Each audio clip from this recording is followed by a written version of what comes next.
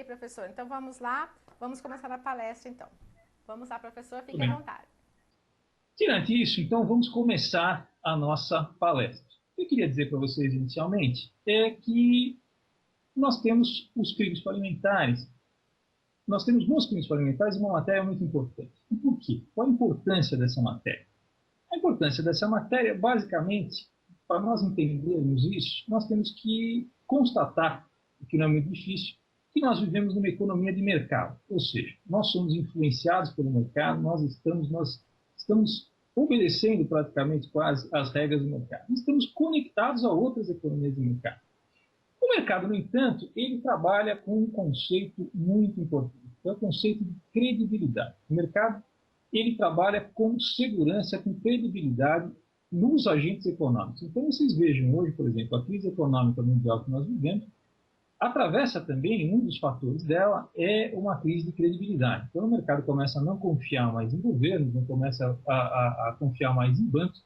Vocês vejam os sobressaltos que nós temos aí desse mercado.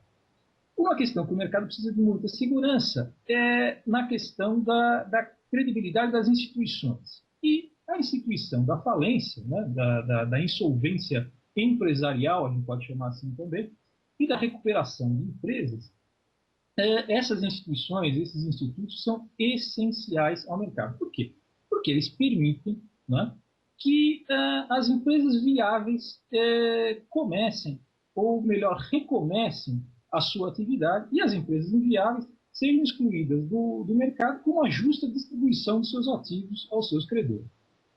E justamente quando o mercado começa a perceber que não há mais credibilidade nas instituições, uma consequência muito comum dessa percepção é que as transações começam a ficar mais caras. Ou seja, quando você imagine que você tem que fazer uma transação econômica, uma contratação, uma outra pessoa que você não confia, certamente você vai ter que buscar muito mais informações, você vai ter que exigir muito mais garantias, etc. Tudo isso vai tornar essa sua contratação muito mais cara, né?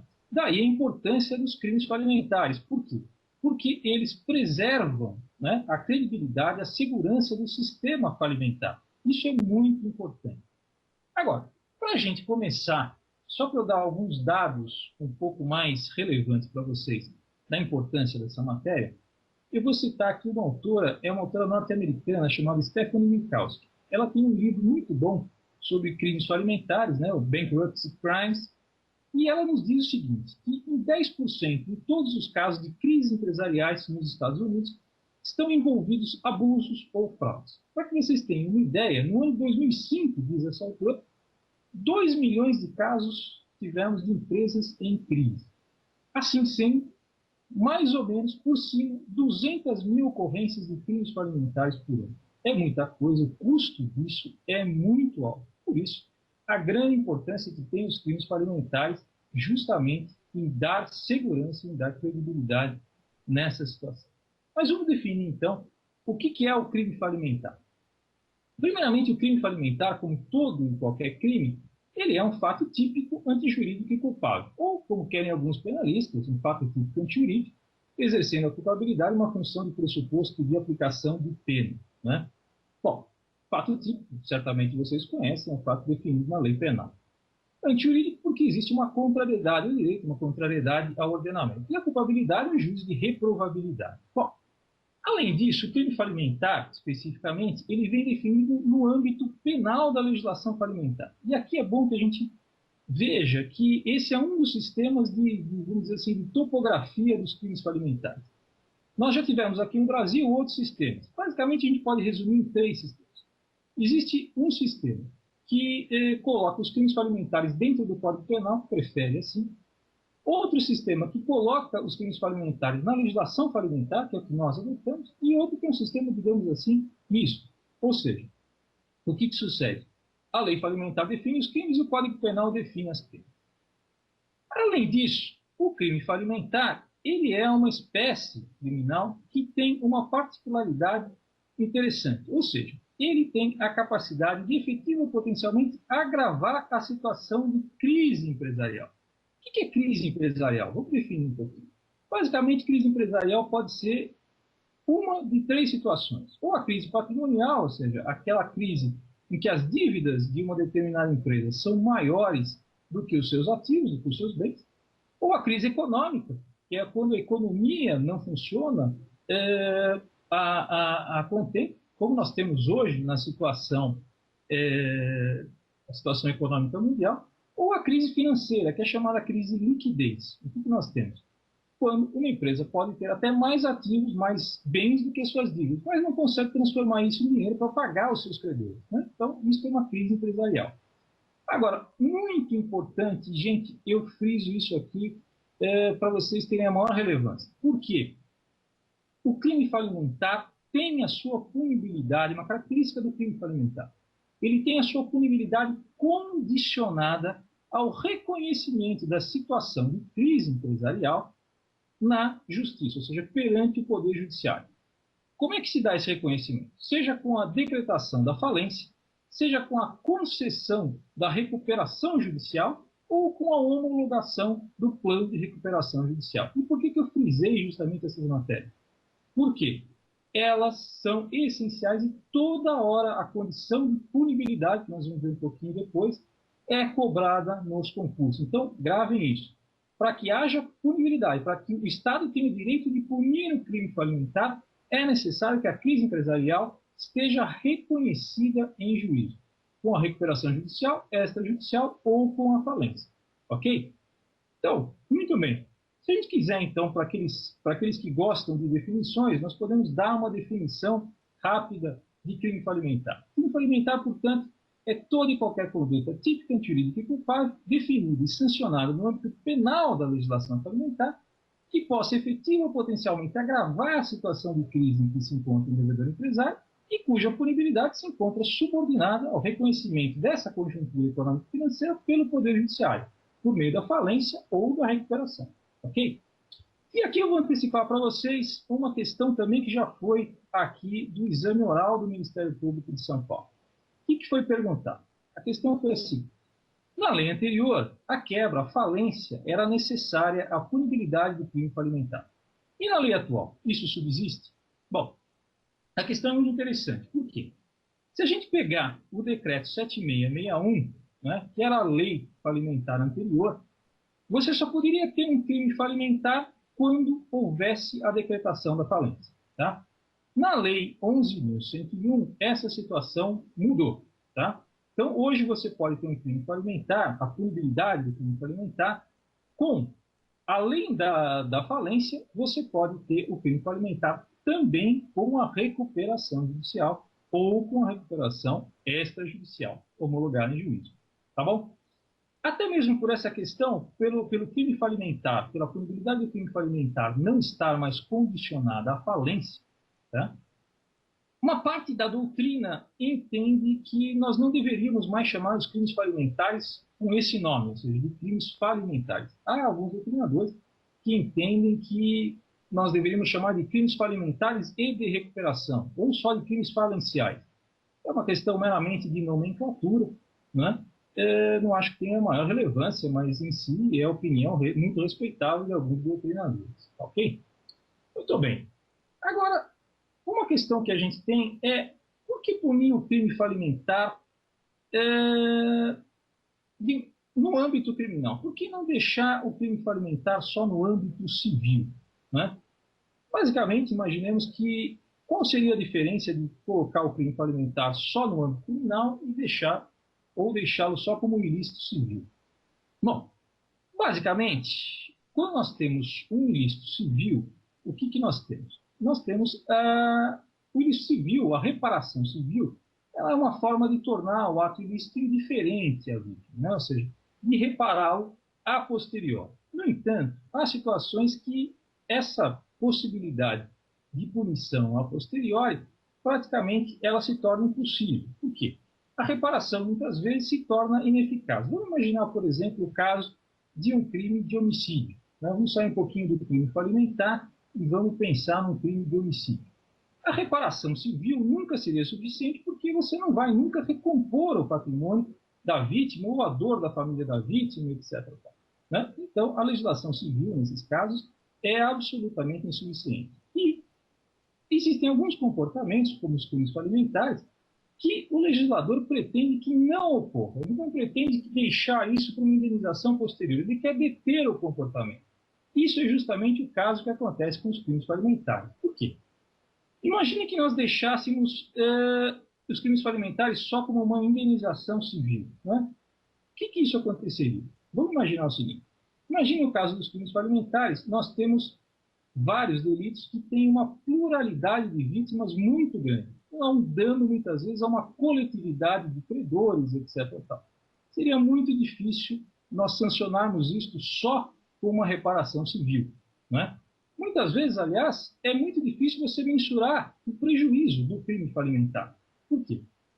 Porque há danos muito difíceis de calcular. Vamos imaginar um crime falimentar que um dos danos que ele acarrete seja, por exemplo, um problema de credibilidade nas instituições de mercado. Muito difícil calcular esse dano. E, obviamente, como a gente já falou, isso seria insuficiente para deter a prática criminosa. Assim, nós temos que deixar os crimes falimentares também na legislação penal. Seria impossível deixá-los só na legislação civil. Agora, o que é muito importante se salientar são os objetivos da punição do crime falimentar. Ok? E eu vou dar aqui para vocês alguns objetivos de política criminal que existem para a punição do crime falimentar. Se vocês quiserem acompanhar, aqueles que estiverem acompanhando com a lei, é muito importante que vocês o façam agora. Deem uma olhada, quem está acompanhando com a lei, na Lei 11.101 de 2005, no artigo 48, inciso 4. Tá? Vocês vão ver lá que a nossa legislação falimentar condiciona a concessão da recuperação judicial a que o empresário não tenha sido condenado por crime falimentar. Isso é muito importante, e, no meu modo de ver, é um grande erro da nossa legislação. Por quê? Porque ela não observa um dos objetivos básicos do crime falimentar, que é a separação entre a empresa e o empresário. O que acontece? Justamente por condicionar a recuperação judicial à não condenação do empresário, a nossa legislação sacrifica a atividade, ou seja, ela sacrifica a empresa. Imagine, por exemplo, que exista uma empresa viável, economicamente viável, que possa vir a conseguir a sua recuperação, mas cujo empresário, cujo sócio tenha sido condenado por crime falimentar anteriormente. Né? Essa empresa, por causa da conduta do seu sócio, do seu administrador, etc., não vai ter acesso ao Instituto da Recuperação. Né? Por quê? Porque a nossa legislação, infelizmente, confunde o que é empresa, que é atividade, com o empresário que administra. Né? O empresário que exerce a atividade, que exerce esse empreendimento. Um dos objetivos de política criminal, para que nós tenhamos sempre claro nos crimes falimentares, é separar, é essencial que se separe a atividade daquele que exerce a atividade. A empresa como empreendimento, como atividade, daquele que gere a atividade. Outro objetivo para que nós punamos o crime falimentar, que nós tenhamos em vista para punir o crime falimentar, é que o processo falimentar ele depende de informações verídicas e transparentes. Então, se vocês verificarem, por exemplo, os crimes falimentares presentes na nossa lei de divulgação de informações falsas, de habilitação ilegal de crédito, todos eles visam justamente um objetivo de política criminal, qual seja, garantir a transparência e a veracidade das informações no processo falimentar. Ok? Isso é o chamado de full disclosure. Isso é um objetivo de política criminal quando nós temos aí os crimes falimentares. Ainda um outro objetivo de política criminal é que haja obediência às regras do processo falimentar para a distribuição de ativos. Ou seja, imagine o devedor falido. Né? A distribuição dos ativos, né, entre os credores desse devedor falido, ela tem que respeitar o que nós chamamos de par condicio creditorum, ou seja, da condição de paridade entre os credores. Por isso, se vocês verificarem o artigo 172, há lá o crime de favorecimento de credores, ou seja, aquele caso em que o devedor paga alguns credores ilegalmente em detrimento de outros. Bom, ainda há mais objetivos. Um outro objetivo muito importante dos crimes falimentares é o desestímulo a fraudes. A fraude é um dos maiores problemas, é um dos maiores objetivos da punição do crime falimentar. Se vocês verificarem, o artigo 168 da lei falimentar, temos lá o crime de fraude a credores. Né? Esse é um crime muito importante, também chamado de estelionato falimentar. Né? Porque nós temos um dos objetivos, se vocês forem inclusive ver a exposição de motivos do projeto de lei que gerou a Lei 11.101, está lá que a coibição da fraude é um dos maiores objetivos dos crimes falimentares. Bom, outra coisa, que também um outro motivo para que nós tenhamos a punição dos objetivos, é um dos objetivos de política criminal em relação aos crimes falimentares, é proporcionar a ausência de conflito de interesses ou de uso de informações privilegiadas. Então, se vocês verificarem, por exemplo, o artigo 177, o crime de violação de impedimento, ou seja, negociar com bens da massa os serventuários da justiça, os peritos, o administrador judicial, não podem negociar com bens da massa, nem entrar em relação a esses numa especulação de lucro. Por quê? Porque eles teriam ou usariam informações privilegiadas e também estariam numa situação de conflito de interesse. E, finalmente, o último objetivo, até que nós já falamos para vocês, da existência dos crimes falimentares, é justamente preservar a credibilidade do sistema falimentar e diminuir o custo das transações na economia. Isso é muito importante, vocês devem ter sempre isso em mente. Bom, para a gente estudar um pouco mais, então, os crimes falimentares, vamos ver alguns dos seus elementos, especificamente. Para que nós tenhamos o crime falimentar, além de toda a definição legal, do fato típico, jurídico, culpável, nós temos que ter em mente que sempre será necessário, primeiro, um empresário, uma sociedade empresária. Pode ser ele o sujeito ativo desse crime falimentar, ou até um terceiro ligado a ele. Depois, como nós dissemos, nós temos que ter uma decisão de falência, uma decisão decretando a falência, concedendo a recuperação judicial ou homologando o plano de recuperação extrajudicial. Sem isso, a punibilidade do crime falimentar não existe. Okay? Muitas vezes perguntam o seguinte, bom, então eu só posso cometer crime falimentar depois dessas decisões, depois da decisão de falência, depois da decisão de recuperação judicial ou da homologação do plano de recuperação extrajudicial? Não. Você pode existir crimes, os chamados crimes antifalimentares ou pré-falimentares, antes da decisão de falência ou antes da decisão de recuperação. Tá? Mas a punibilidade desses crimes fica condicionada à posterior decretação da falência ou concessão da recuperação, etc., homologação do plano. Tá? E, por outro lado, um terceiro ponto muito importante que nós temos que verificar é a existência, né, do elemento subjetivo. Essa é uma questão muito divergente na doutrina, ou seja, se nós podemos ter crimes falimentares culposos ou se nós só temos crimes falimentares dolosos.